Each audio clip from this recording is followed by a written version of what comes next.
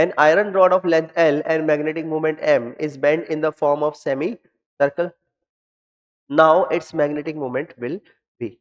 तो एक iron rod है, लेंथ कितनी है इसकी L, और इसका मैग्नेटिक मोमेंट हमें इस M दिया हुआ है. तो इसकी लेंथ कितनी है M और L और मैग्नेटिक मोमेंट कैपिटल M हमें दिया हुआ है. लेट सपोज इसका पोल स्ट्रेंथ है M, तो ये M और ये माइनस M. पोल स्ट्रेंथ कितना है? Small m. इसको हमने क्या किया? बेंड किया और क्या बना दिया? सेमी सर्कल बना दिया. तो इस तरीके से हमें सेमी सर्कल मिला. ठीक, ये इसका सेंटर है और ये डिस्टेंस कितनी है r, जो कि रेडियस ऑफ सेमी सर्कल होगी. ठीक, तो डेफिनेटली ये जो पोल स्ट्रेंथ है इसका m, इसका माइनस m, इसका भी पोल स्ट्रेंथ सेम ही रहना है. क्लियर? पोल स्ट्रेंथ तो सेम ही रहना है.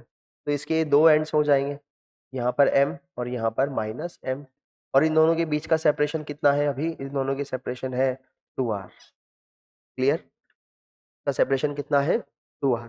तो इसके लिए बात करते हैं कि मान लेते हैं कि इसका जो मैग्नेटिक मोमेंट है वो कितना है? m dash. का मैग्नेटिक मोमेंट कितना है? m dash.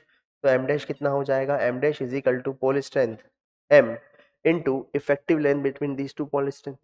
ठीक, वो कितनी है? 2r. कितनी है? 2r. क्लियर? इसको इक्वेशन नंबर 1 नाम दे देते हैं. लेकिन इसमें हमें ना तो m पता है, स्मॉल m, ना r पता है, तो हमें यहाँ पर स्मॉल m और r कैलकुलेट करना पड़ेगा. स्मॉल m के लिए हम वापस से किधर चलते हैं? वापस से चलते हैं आयरन रॉड की तरफ. तो हम लोग लिख सकते हैं कि m is equal to small m into l. तो स्मॉल m हो जाएगा कितना? m divided by l. Clear? ये तो हो गया हमारा m. अब हमें क्या कैलकुलेट करना है? r. तो r भी हम लोग कैलकुलेट कर सकते हैं क्योंकि हमने इस लेंथ से, l लेंथ से ये आर्क बनाई थी, सेमी सर्कुलर आर्क बनाई थी. तो हम लोग लिख सकते हैं कि l इज इक्वल टू हो जाएगा pi r. l is equal to pi r. इसलिए r is equal to l upon pi.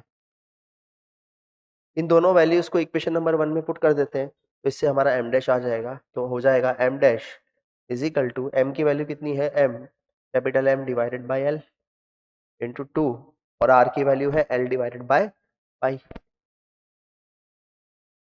Clear? l से l कैंसिल आउट हो गया, तो m डैश कितना हो गया? m dash should be m dash is equal to 2 m capital M divided by pi.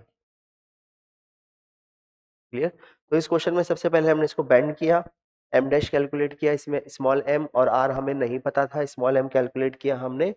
Iron rod का जो हमें डेटा दिया गया है कि इसकी लेंथ l है और मैग्नेटिक मोमेंट m है, उसकी हेल्प लेकर के उससे हमने r कैलकुलेट किया. इस आर्क से ये आर्क की लेंथ कितनी होगी? कैपिटल L, जो कि होगी पाई r के बराबर.